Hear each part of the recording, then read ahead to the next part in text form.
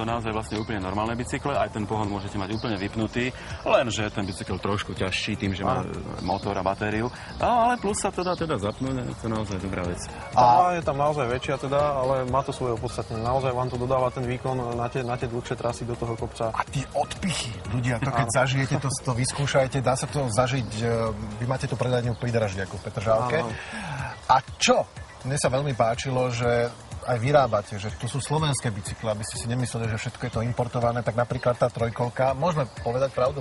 Áno, je to tak. To ste vyrobili a už to čaká. Nie priamo my, ale teda spolupracujeme s rôznymi výrobcami. Poďme tam. No, rozprávajte. Sa páči, s rôznymi výrobcami v podstate, ktorí vyrábajú buď teda bežné bicykle, tam, ak je tam ten v podstate biely, taký nízkonástupný, prípadne táto trojkolka teda takisto.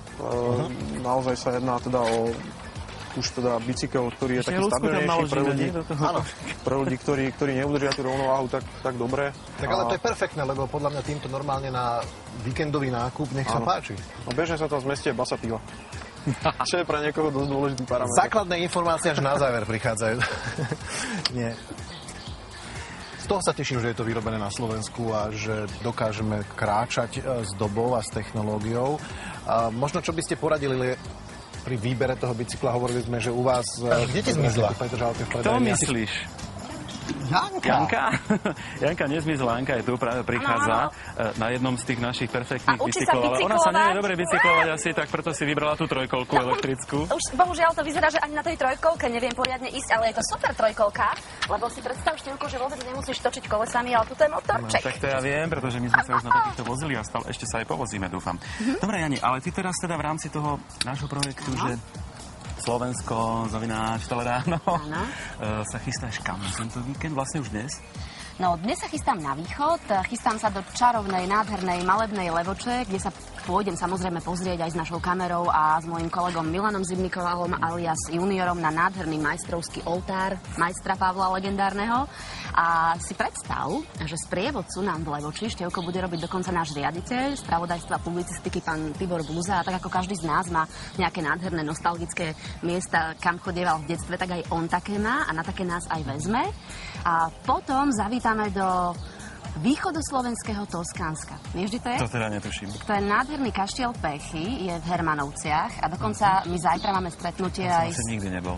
Nebola, uvidíš, ako sa ti to bude páčiť, keď nás budeš sledovať, pretože je to tam naozaj nádherné a vyzerá to doslova ako v Toskánsku. A zajtra máme stretnutie so samotnou pani Grovkou. Sprievodkyňou vo východnom Slovensku nám ale bude aj Katka Puščová, vôbec prvá slovenská superstar. Tá nás zoberie do jaskyne Veľká diera, alebo pekná, Dobrá diera, tak sa volá tá jaskyňa, ale zoberie nás aj do ďalšieho krásneho kaštieľa nie v Hermanovciach, ale si spomeniem, veď napokon to uvidíte. Jasné. A potom sa ešte pôjdeme pozrieť do metropoly východného Slovenska, do Košíc. Tak, presne. Tam pôjdeme na jedno sídlisko a vy zistíte, že aj na takom naozajstnom sídlisku sa dajú pestovať vodné športy a že tam naozaj môže byť perfektný adrenalín a vôbec možno tam stretneme aj nejakého košického Belmonda, ktorý sa nám bude predvádzať na vodných lyžiach. Pôjdeme sa pozrieť na Ružín, na Zlatník. No jednoducho krásny víkend, počasie nám praje a my sa už na to neuveriteľne tešíme aj s juniorom, ako sa tam pozabávame. No, dúfam, že vy sa tešíte, my sa tešíme, ale ja sa teším potom hlavne na to, ako o týždeň pôjdeme zase my spolu na ďalšie. Ale to bude všetko až o týždeň, takže teraz tam, kde vymenovala Janka, skúste sa tam vyskytnúť niekedy cez týždeň a možno sa tam s ňou aj stretnete. Tak beža šťastnú cestu a prineste krásne zábezky. Taká je toto úžasná trojkolka, mám tu aj kufor. No však paráda. Tak teda nebežím, zbalená, takže môžeš ísť, ahoj. Snažím sa odbicyklovať, ale no.